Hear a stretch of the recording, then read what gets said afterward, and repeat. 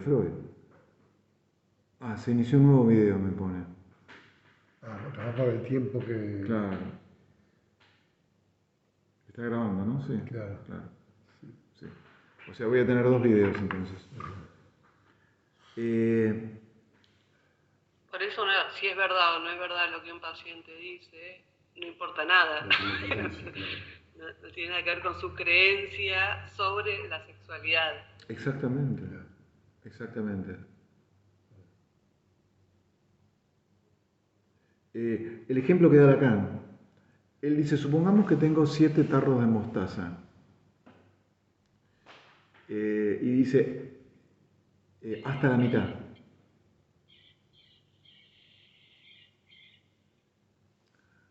Dice, lleno 2, hasta el tope.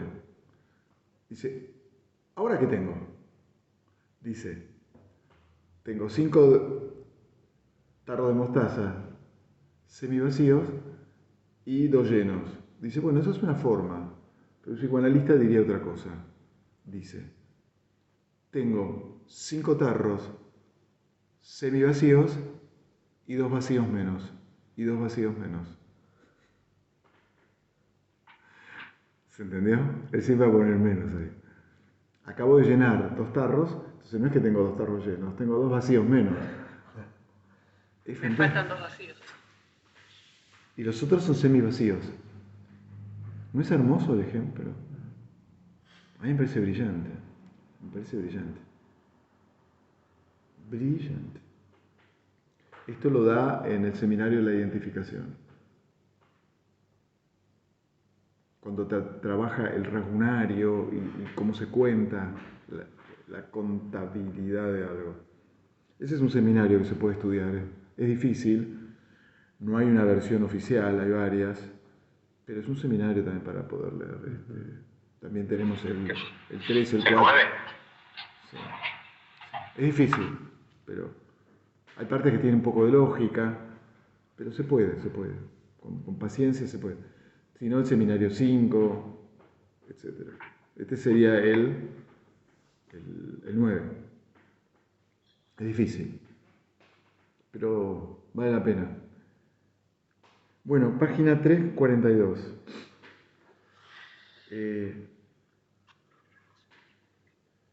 Sigue hablando de la resistencia y dice, pueden apreciar que la acción eficaz del análisis consiste en que el sujeto llegue a reconocer y a nombrar su deseo. Escuchen esto porque es muy raro. Que alguien reconozca y nombre su deseo.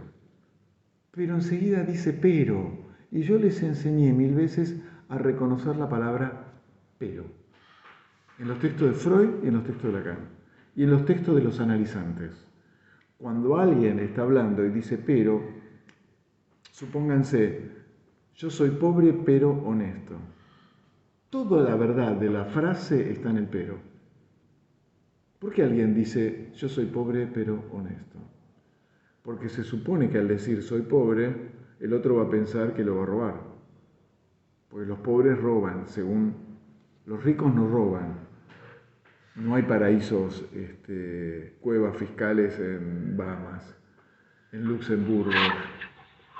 Así se votó hace un par de años también.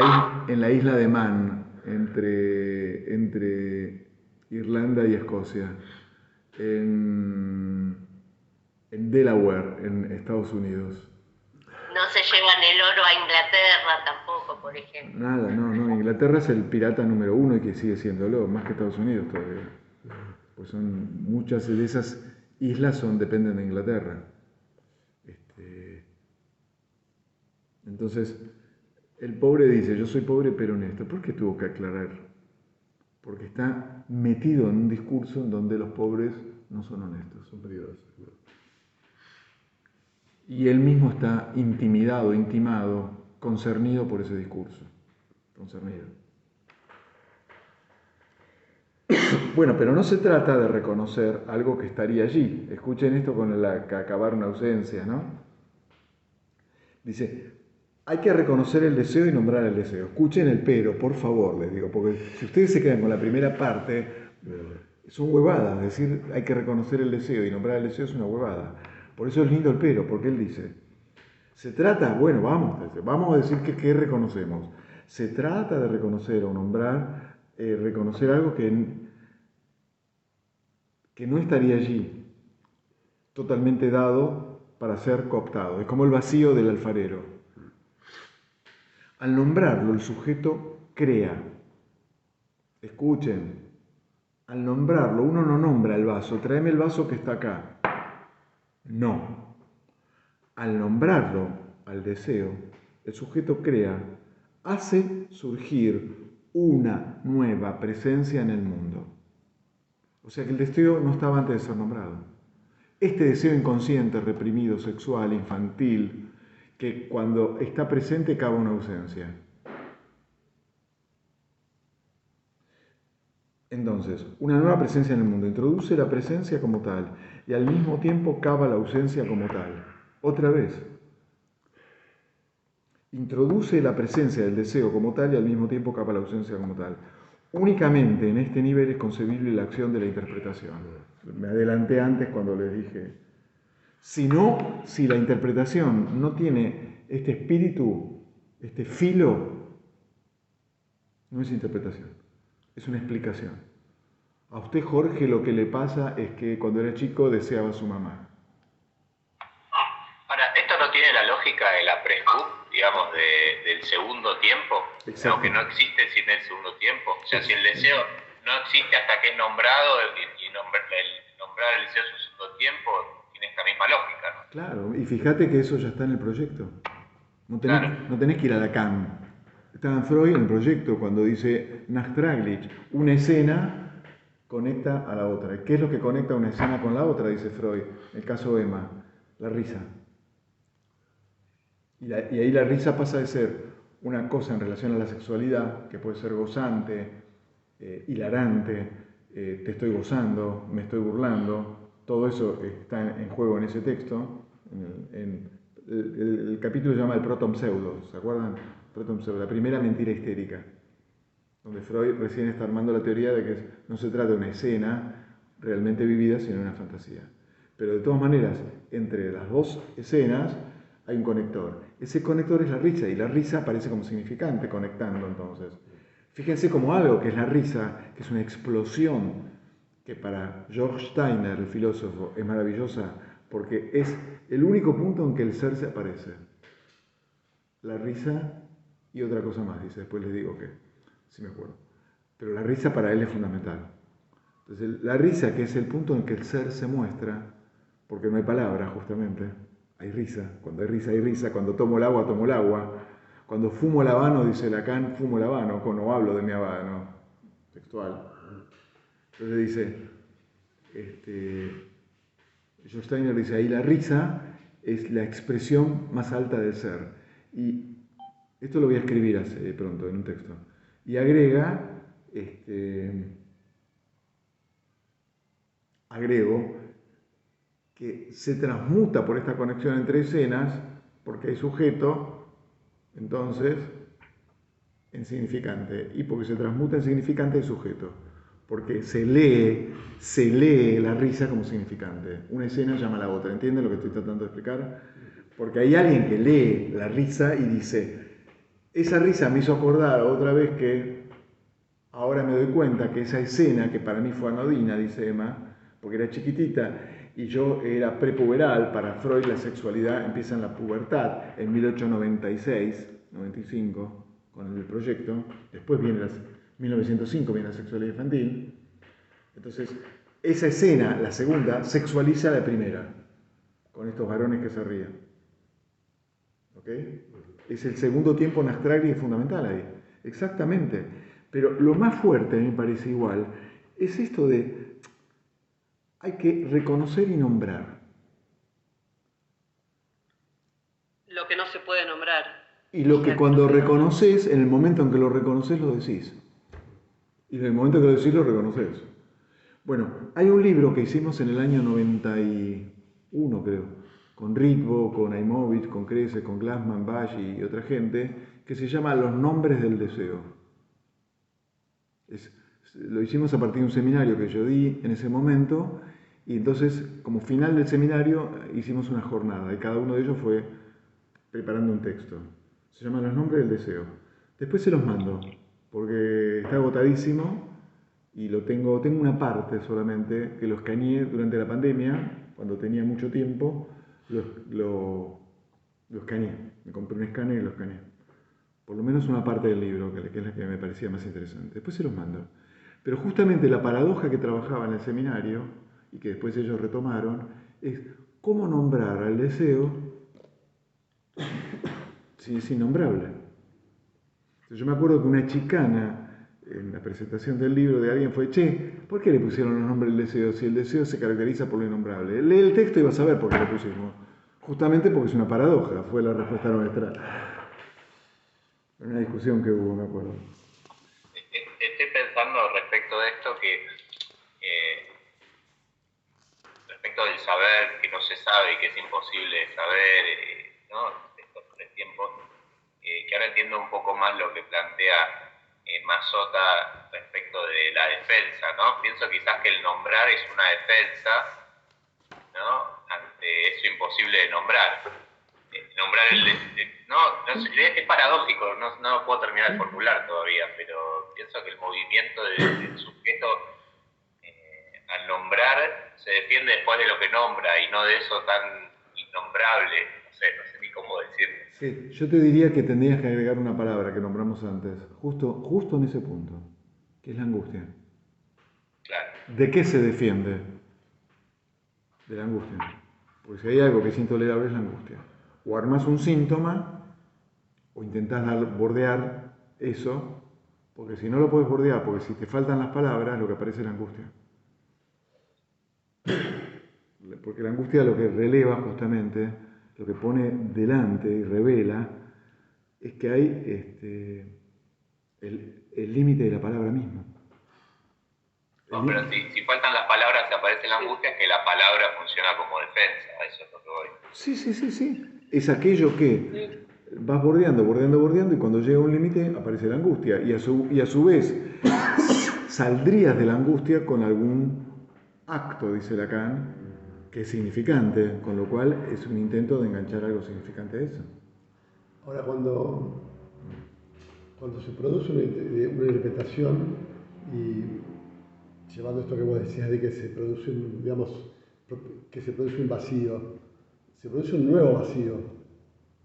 Claro, distinto. Distinto porque has recorrido otro borde, has hecho otra vasija. Exactamente eso. En esa sesión se produjo otra vasija. Claro. ¿Se entiende esto? Sí, porque ¿por qué duele que haya agujero? ¿No? Pensando en la angustia y en la imposibilidad, ¿por qué duele que haya agujero? Salvo si haces una vasija, te deja de doler. Salvo que, ¿qué dijiste? Que hagas una vasija y te deja de doler. Exactamente.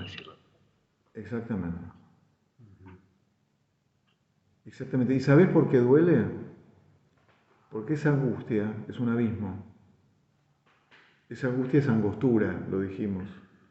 Y estás al borde del abismo. Y la angustia te lleva puesto.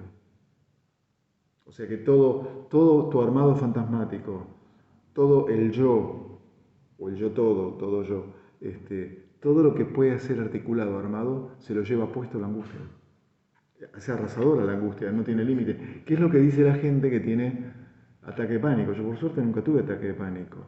Pero la gente que cuenta lo que es el ataque de pánico, el temor que tiene, y por eso salen corriendo a las guardias, que esa palpitación que sienten, que no es un tema que hay que medicar en términos de algo para el corazón, beta bloqueantes, esas cosas. En todo caso, en las guardias los medican, les dan Rivotril para salir de eso. Es que eso es, me muero, dicen, me muero quiere decir el abismo me lleva. Una paciente dice, la angustia es una orilla que se abisma.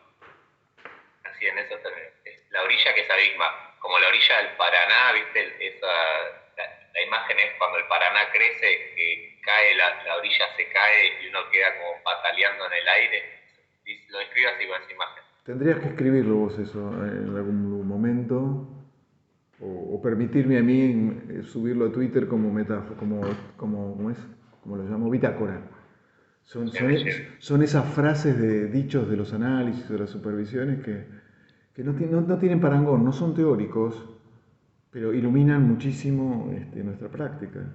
Porque no son teóricos, no dice porque estoy frente al objeto A y entonces ahora me pasa tal cosa. No, dice, es como estar frente a una orilla que se abisma. O sea que aparece. Hay un cuento de Edgar Allan Poe que se llama no sé cuánto del Maelstrom, o al borde del Maelstrom, algo así, Maelstrom. Léanlo, es chiquitito. Habla de esto lo que está contando Sebastián. Es muy lindo cuento. Muy lindo cuento. Un colega me lo pasó hace 2 años en la pandemia. Y la verdad, está en internet, lo pueden buscar y lo bajan. Muy lindo. Si lo encuentro, se los mando. ¿Sí? Muy lindo, muy lindo. Bueno, una frasecita más porque yo quería llegar a esto. A ver si podemos terminar este capítulo. Hace 6 meses ya dijo él, Valdemar, página 346, que estaba muerto, pero cuando se lo despierta el señor Valdemar no es más que una licuefacción repugnante. Es tremendo, es tremendo. Pensarlo solamente estremece. Una cosa que no posee nombre, escuchen, nombre, en lengua alguna. El límite del lenguaje, ¿entienden? La aparición desnuda, pura y simple, brutal, de ese rostro imposible de mirar de frente, que está como trasfondo en todas las imaginaciones del destino humano, que está más allá de toda calificación y para la cual la palabra carroña es insuficiente. No hay palabra para ese estado del cuerpo que queda el señor Valdemar. La caída total de esa especie de hinchazón, escuchen, de esa especie de hinchazón que es la vida. La burbuja se hunde y se disuelve en el purulento líquido inanimado. Todo esto está si lo leyeron, está al final del cuento, en la última escena, es terrible. Y en la película también, no se ve, por supuesto, sino se ve la cara de horror de los que asisten a despertar a Valdemar. En el caso de Edipo se trata de eso. Edipo ya no es más que la hez de la tierra, el desecho, el residuo, cosa vaciada de toda apariencia especiosa. Edipo en Colombia, ¿no? Sí. La vida es una hinchazón, un moho. No se caracteriza por otra cosa que por su aptitud para la muerte. Escuchen lo que está diciendo y no duerman esta noche. La vida es eso, un rodeo obstinado, transitorio, caduco y desprovisto de significación. Desprovisto de significación. ¿Escucharon? Cada uno tiene que encontrar algún sentido porque la vida misma está desprovista de significación. Entonces, por eso hay que encontrarle un sentido, porque si no te matan mañana o esta noche. Más abajo, hay que comer. Cuando la alacena está vacía, se embucha uno a su semejante. Aquí la aventura libidinal está objetivada en el orden del viviente y se supone que los comportamientos de los sujetos, su interagresividad, están condicionadas, se explican por un deseo adecuado a su objeto. La significación de más allá del principio del placer es que esto no alcanza, no se entiende sino. El masoquismo no es un sadismo invertido. La agresividad no se explica en el plano de la identificación narcisista imaginaria.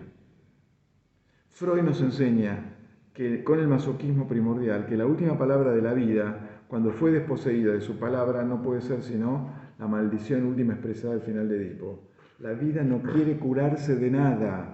La reacción terapéutica negativa le es sustancial. Por lo demás, ¿qué es la curación? La realización del sujeto por una palabra que viene de otra parte y lo atraviesa. La vida solo piensa en descansar lo más posible mientras espera la muerte. Es terrible lo que está diciendo. Es lo que come el tiempo del lactante al comienzo de su existencia por sectores horarios que no le dejan abrir sino apenas un ojo cada tanto. Traicioneramente hay que sacarlo de ahí para que alcance ese ritmo por el cual nos ponemos en concordancia con el mundo. Está hablando de la mamá, del nene, de la lactancia, de los horarios. Si el deseo, sin embargo, puede aparecer a nivel del deseo de dormir, palabreaba el otro día, ello se debe a que constituye un estado intermedio. El letargo es el estado vital más natural. ¿Vieron que alguien dice estoy aletargado? Bueno, la vida es eso, dice. La vida solo sueña en morir. Morir, dormir, soñar. Esto es Hamlet, el texto es de Hamlet, ¿no? Morir, soñar, dormir quizás, como dijo cierto señor, que terminó con to be or not to be. Terrible. Y la página 350, y antes de llorar cierro el libro, digo, se está hablando con un chiste, él mismo tuvo que contar el chiste, el del pastel, que lo cuenta Freud, que es maravilloso. Era menester pues que el intercambio estuviese establecido, es decir, que a fin de cuentas siempre estamos pagando el vasito de licor con un pastel que no hemos pagado. Esa es la deuda simbólica, esa es la vida para salir del letargo, ¿se entiende? Para no quedar aletargado y quedar solamente con la frase. La vida solo sueña en morir. Alguien que no solo sueña en morir, ¿qué es? Alguien que tiene una deuda con el mundo. Con su viejo, con su vieja, con el abuelo, con el lenguaje. Desimaginarícenoslo, y es siempre la deuda con el otro, como el lugar del lenguaje, de la palabra.